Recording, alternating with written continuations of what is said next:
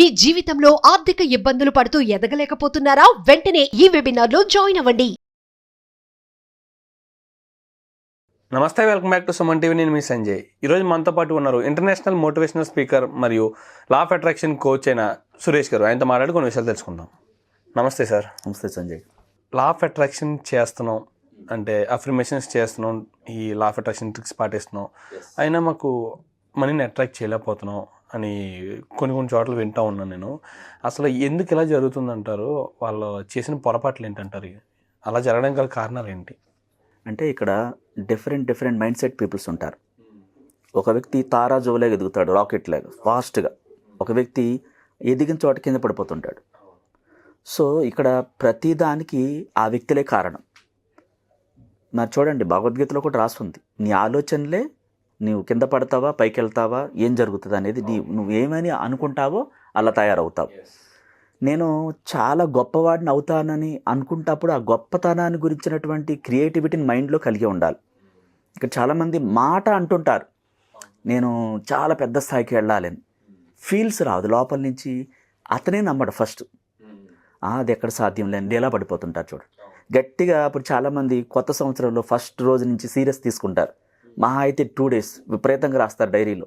3వ రోజు నుంచి అబ్బా మన వల్ల ఎక్కడ వదిలేండి అంటే ఈ సీరియస్నెస్ కొనసాగదు. ఇప్పుడు మన జీవితం మారాలన్నప్పుడు ఈ లా ఆఫ్ అట్రాక్షన్ అంటే ఏంటి? ఆకర్షణ సిద్ధాంతం. ఇది ఆకర్షణ సిద్ధాంతం అంటే మనం ఆ స్థాయికి వెళ్ళాలి, సంపన్నులు అవ్వాలి అన్నప్పుడు ఆ ఆలోచనలతో కూడుకున్నటువంటి ఆ సీరియస్నెస్ క్రియేట్ అవ్వాలి. నేను ఆ స్టేజ్లో ఉన్నాను, నా దగ్గర చాలా డబ్బు ఉంది, నా క్రియేటివిటీ ఉంది, నాకు అంతులేని జ్ఞానం ఉంది, నా వల్ల ఏదైనా సాధ్యమే. ఈ పాజిటివ్ మాటలు కాకుండా మన వల్ల ఎక్కడ అవుతుంది, అదంటే చాలా కష్టం, వాళ్ళంటే గొప్పవాళ్ళు, మనకు అంత సీన్ లేదు అంటూ ఫ్రెండ్తో తను చెప్పేస్తుంటాడు తన లోపాలు. అంటే నాకు అంత క్రియేటివిటీ లేదు, నాకు అంత తెలివి లేదు అంటాడు. యూనివర్స్ ఏం తీసుకుంటుంది? తెలివి లేనితనంగా తయారు చేస్తుంది. ఆ మాటలు సీరియస్నెస్ క్రియేట్ అవుతాయి. ఇప్పుడు పెద్దవాళ్ళు అప్పుడప్పుడు చాలామంది డిప్రెషన్లో ఉన్నప్పుడు వాళ్ళని హింసించుకునేలాగా మాట్లాడుతున్నప్పుడు అంటారు, పెద్దవాళ్ళు బామ్మలు, నానమ్మలు, తాతయ్యలు, అమ్మమ్మలు వీళ్ళేమంటారు, అట్లా అనుకో తదాస్తు ఎవరు తిరుగుతుంటారు అంటారు. అంటే ఆ మాటలు తదాస్తు అంటే నిజమైపోతాయి అని. సో కనీసం తన సాటిస్ఫాక్షన్ కూడా లేకుండా ఆ విధంగా మాట్లాడకూడదని సంగతి తెలియదు. అంటే తన జీవితం బాగుండాలని తనకి ఉంటుంది, కానీ సరైన గైడెన్స్ ఇచ్చేవాళ్ళు లేరు. ఒక వ్యక్తి అత్యంత సంపన్నుడిగా, ఒక వ్యక్తి పేదవాడిగా ఉండటానికి కారణం వారి ఆలోచనలే, వారి క్రియలే. ఇప్పుడు చాలామంది చూడండి, డబ్బు ఉంటే అనాథాశ్రమాలకు వెళ్ళి కొంతమంది ఆ ఆహారాన్ని తయారు చేసి తీసుకెళ్ళి వాళ్ళకి వడ్డిస్తూ ఏడుస్తూ ఉంటారు. అవును సార్. సో దాన్ని ఏమని వెళ్తుంది సంకేతం అక్కడికి? నీకు ఈ స్థితి నచ్చిందా అంటే ఈ పేదరికాన్ని కోరుకుంటున్నావా అని ఆ ఫీల్ అయినటువంటి అయ్యో పాపం దేవుడా నువ్వు ఉన్నావా అన్న ఫీలింగు ఏం చేస్తుంది? ఆ స్థితికి చాలా దగ్గరగా తీసుకెళ్తుంది. ఓ నీకు ఈ స్థితి కావాలా, నీ ఆస్తి అంతా పోయి నువ్వు ఇక్కడ కూర్చోవాలా అంటూ ఆస్తి అంతా చేసి తీసుకెళ్ళి అక్కడ కూర్చోబెడుతుంది. అంటే వాళ్ళు ఆల్రెడీ కొంచెం డబ్బు ఉన్నవాళ్ళు ఈ ఫీలింగ్స్ని సాడ్గా రిలీజ్ చేశారు, ఫీల్ అయిపోయారు. వాళ్ళ ఆ ఆర్థిక పరిస్థితులు, వాళ్ళు అక్కడ చాలామంది బ్లైండ్ పీపుల్స్ ఉంటారు, గుడ్డి వాళ్ళు ఉంటారు, కుంటి వాళ్ళు ఉంటారు. అనాథులు అంటే ఏంటి? సంపన్నులు కాదు, పేదరికం. రోడ్డు మీద ఎవరన్నా భిక్షగారిని కానీ అనాథలు కానీ చూస్తుంటే ఆటోమేటిక్గా జాలి వేస్తుంది, బాధ అనిపిస్తుంది. ఇప్పుడు అసలు వాళ్ళని చూడకూడదు అంటారా మీరు అన్నదాన్ని బట్టి? అంటే నేను అనేది మన ఆత్మ, మనలోని సబ్ కాన్షియస్ మనసు నువ్వేం చూపిస్తావో దానికి వచ్చేలా చేస్తుంది, ఆకర్షిస్తుంది. సో మనం ధనవంతులు అవ్వాలన్నప్పుడు ధనవంతులు ఎలా అయ్యారో వాళ్ళని చూస్తూ ఉండాలి. వాళ్ళు ఎలా సంపాదిస్తున్నారు వాళ్ళని అప్రిషియేట్ చేస్తూ నేను అలా అవ్వాలని వాళ్ళని అనుసరించాలి. చూడండి, ఒక దొంగతో సావాసం చేస్తే ఒక 6 నెలల తర్వాత ఈ లక్షణాలన్నీ అతనికి సంబంధించినవి తనకు వస్తాయి. అవును. అందుకే చాలామంది ఫ్రెండ్స్ ఒక కొంచెం అల్లరి చేస్తున్న వ్యక్తితో తిరగొద్దు, ఎందుకు తిరుగుతున్నా వాడుతో అని చెప్పేసి తిరగనీయకుండా ఆపుతారు, కంట్రోల్ చేస్తారు. వాడికిలే తయారవుతాను వీళ్ళే అంటుంటారు. దాని అర్థం ఏంటి? మనం ఏం చూస్తే దాన్ని పొందుతాం. అవును. ఇప్పుడు మనకు ఒక అద్భుతమైన వస్తువు, ఒక సూటు లేదా ఒక లగ్జరీ ఫోను ఏదో కనిపించింది, భలే ఉంది కదా ఇది అని మనసుకి అక్కడికి వెళ్తుంది. ఆలోచనలని ఇష్టం దాని మీదకి ఆకర్షణ వెళుతుంది. ఇది నాకు చాలా బాగా నచ్చింది అన్నప్పుడు ఫీల్ అయ్యారు అక్కడ మీరు. అది ఆటోమేటిక్గా మిమ్మల్ని కొనేలాగా అనేక ఊహించని మార్గంలో సడన్గా మీకు మనీ వచ్చేలా చేసి అది కొనేలా చేస్తుంది.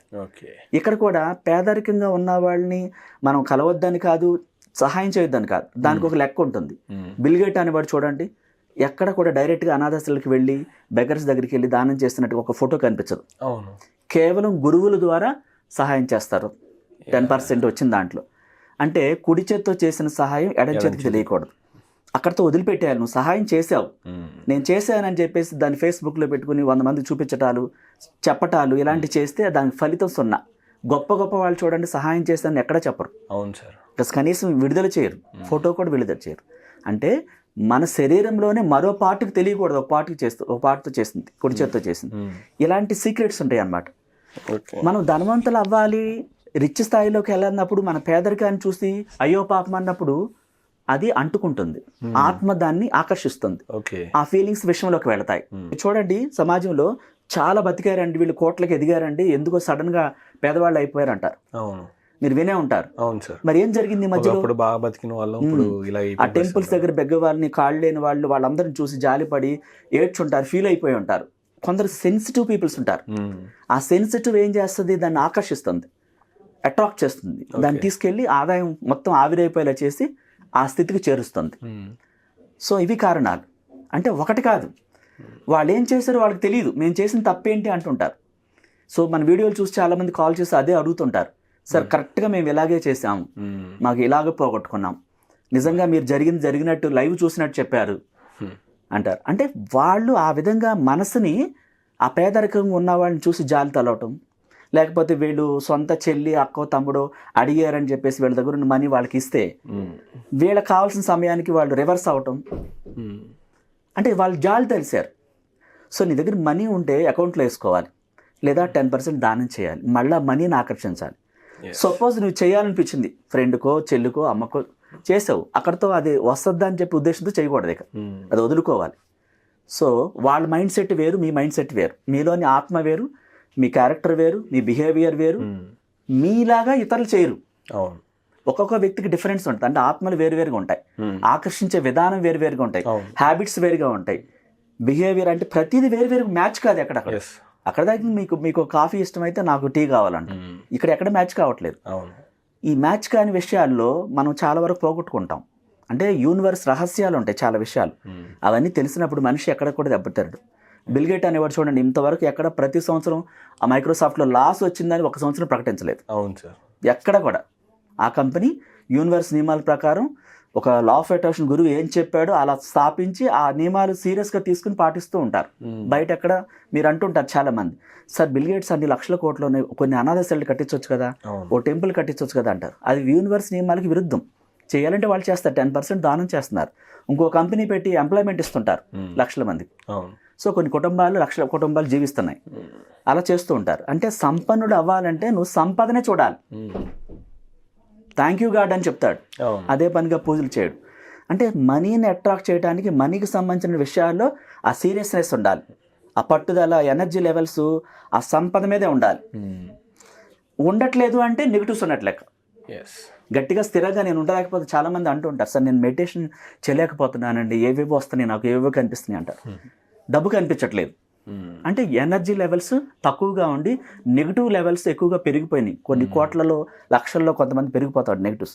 కారణం వాళ్ళు తప్పు కాదు, వాళ్ళు పెరిగిన వాతావరణం, ఆ విలేజ్లో లేనితనం ప్లేస్లో చుట్టూ ఉండే లేబర్ కానీ చూస్తూ రెగ్యులర్గా వాళ్ళనే చూస్తుంటారు. మన కళ్ళు ఏం చూస్తే వాటిని ఆకర్షిస్తాయి. చూడండి, ఒక గాలం వేసేవాడు చెరువు దగ్గర చేపలు పట్టేవాడు, లేకపోతే కాలువ దగ్గర ఆ గాలానికి ముళ్ళుకి ఏం పెడతాడు, ఒక నత్త కానీ చిన్న చేప కానీ ఎరగాని పెడతాడు. సో ఉట్టు ముళ్ళు వేస్తే చేప పడిద్దా ఎన్ని రోజులైనా? పడదు. ఆకర్షణ, దానికి కావాల్సిన పెద్దదానికి చిన్నదాన్ని అట్రాక్ట్ చేస్తున్నాడు. సో వెంటనే అది వచ్చి పట్టుకుంటే లాగుతాడు. అంటే ఈ ఆకర్షణ సిద్ధాంతం మన నుంచి మనకు డబ్బు కావాలి కలిగి ఉన్న ఫీలింగ్స్ అలా వెళ్ళాలి.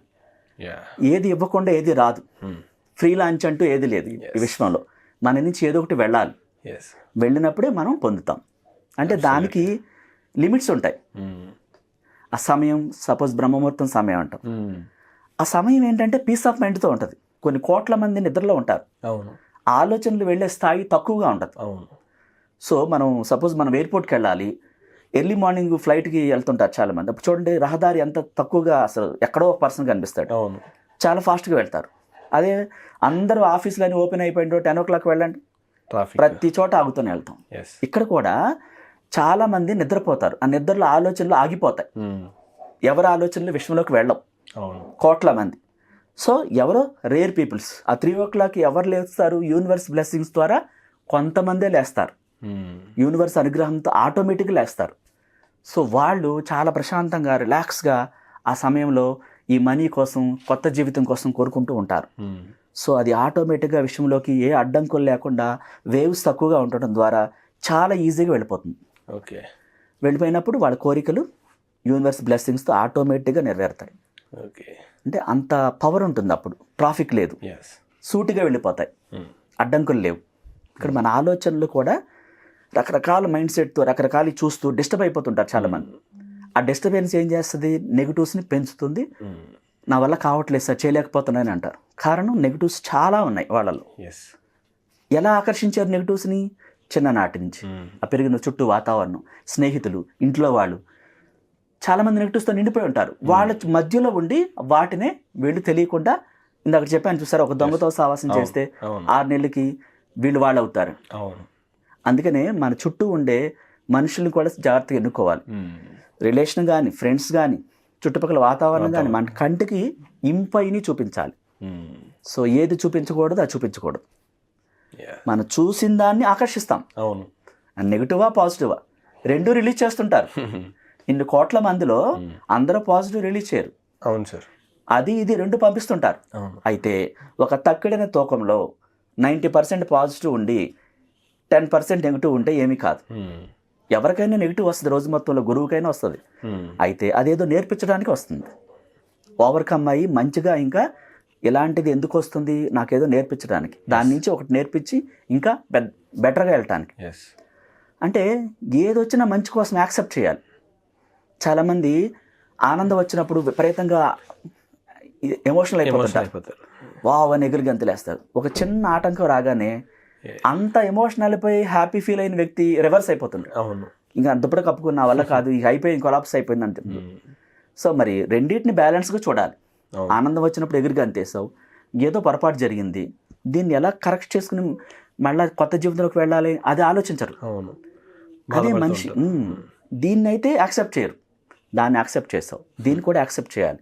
ఇప్పుడు తీవ్రత విపరీతంగా ఉందండి, టెన్షన్గా ఉంది, మార్గం కనిపించట్లేదు, అప్పుడు మీరు రోధించి గోల్ చేస్తే ఏమవుతుంది? పెంచినట్టు అవుతుంది. దాన్ని ఆ స్థితిని యాక్సెప్ట్ చేయాలి. ఓకే, ఇది ఎందుకు జరిగింది? నా మంచి కోసమే జరిగింది. ఈ స్థితిని నేను యాక్సెప్ట్ చేస్తున్నాను, దీనికి నేను సరెండర్ అవుతున్నాను. థ్యాంక్ యూ యూనివర్స్, నువ్వు ఇది ఎందుకు పంపించావో నా మంచి కోసమే పంపించావు, నాకేదో నేర్పించడానికే ఇది పంపించావు, కాబట్టి నేను దీన్ని అంగీకరిస్తున్నాను. యూనివర్స్ నాకు ఎప్పుడు మంచే చేస్తుంది, నా కోసం ఈ ప్రపంచాన్ని, ఈ మనుషుల్ని, డబ్బుని, సంపదల్ని, సమస్తాన్ని నాకు అనుకూలంగా పునఃసృష్టి చేస్తుంది, థ్యాంక్ యూ అని చెప్పాలి. ఆ స్థితిని యాక్సెప్ట్, ఇబ్బందికరమైన పరిస్థితిని అంగీకరిస్తేనే, దానికి సరెండర్ అవుతేనే ఆ తీవ్రత ఆగుద్ది.